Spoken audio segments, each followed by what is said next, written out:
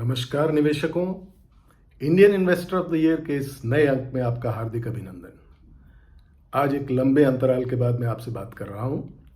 पिछले लगभग 3 मास में हमारे बाजारों ने एक दायरे में समय व्यतीत किया है। मान लें तो नीचे 16,200 निफ्टी पर और ऊपर 18,200।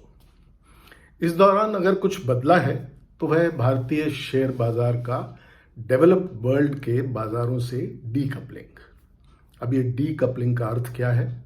डीकपलिंग से हमारा आशय है कि हमारे बाजारों ने यूएसए तथा यूरोप के बाजारों की अपेक्षा बहुत बेहतर प्रदर्शन किया है इन पिछले 2-3 महीनों में। जहां दूसरे बाजार अपने उच्चतम स्तरों से लगभग 15 से 20% तक नीचे हैं, हमारे बाजार अपने उच्चतम स्तर के लगभग नजदीक पहुंचते हुए दिख रहे हैं।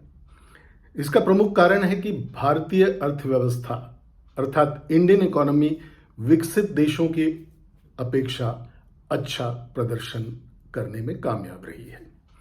इन्फ्लेशन की दर हमारे यहाँ तो लगभग 7 से 8% पहले भी रही है, लेकिन आज की तुलना करें तो यूरोप और यूएसए में ये मुद्रास्फीति या इन्फ्लेशन की दर 10% के करीब चल रही है और हमारे यहाँ उनसे कम चल रही है। यही कारण है कि हम एक बेहतर स्थिति में हैं।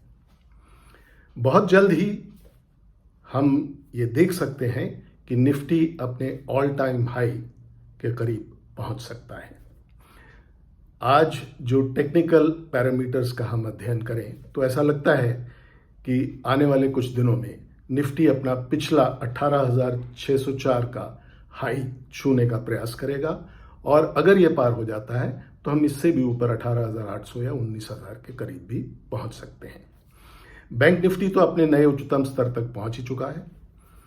इसका प्रमुख कारण हो सकता है रशिया यूक्रेन के बीच किसी तरह का समझौता या सीज फायर, जिसके आसार काफी बढ़ गए हैं।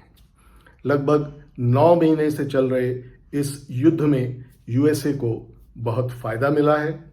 यूएसए की तेल कंपनियों तथा वेपन्स बनाने वाली कंपनियों का मुनाफा कई गुना बढ़ गया है, लेकिन अब यूएसए की वो बार्गेन वाली स्थिति नहीं है, क्योंकि धीरे धीरे यूरोप के कुछ देश और जापान भी यूएसए को आंख दिखाने लगे हैं। भारत ने तो पहले ही तय कर लिया था कि हम सैंक्शंस की परवाह करे बिना रशिया को कुछ ना कुछ सपोर्ट करते रहेंगे।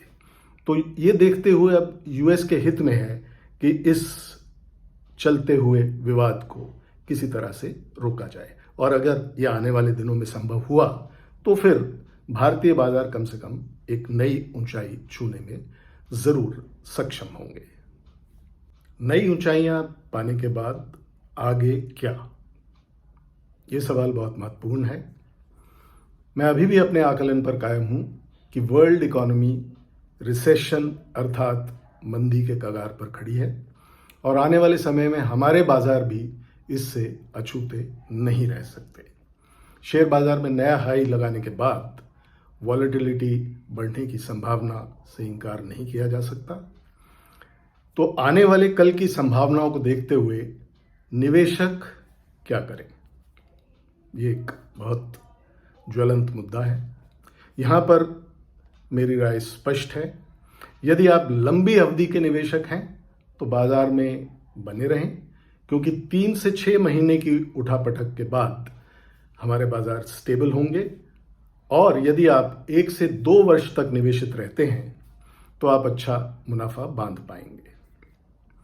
यदि आपका नजरिया छोटी अवधि का है तो आने वाले समय में आपके लिए प्रॉफिट बुकिंग का अच्छा मौका बनेगा, क्योंकि मेरा ऐसा मानना है कि यूरोप में मंदी के चलते वहां के बाजार क्रैश हो सकते हैं और हमारे बाजार भी अपने ऊपरी स्तरों से 15 से 20% तक की गिरावट अगले 6 महीने में दिखा सकते हैं।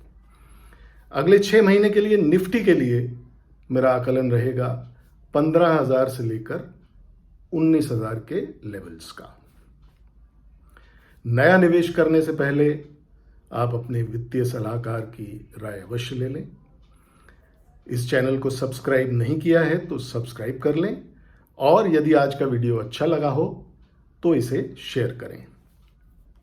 अगले अंक में हम जियोपॉलिटिकल चेंजेस के बारे में अपनी चर्चा जारी रखेंगे।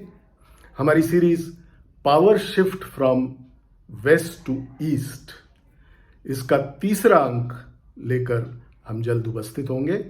तब तक के लिए हैप्पी इन्वेस्टिंग और नमस्कार।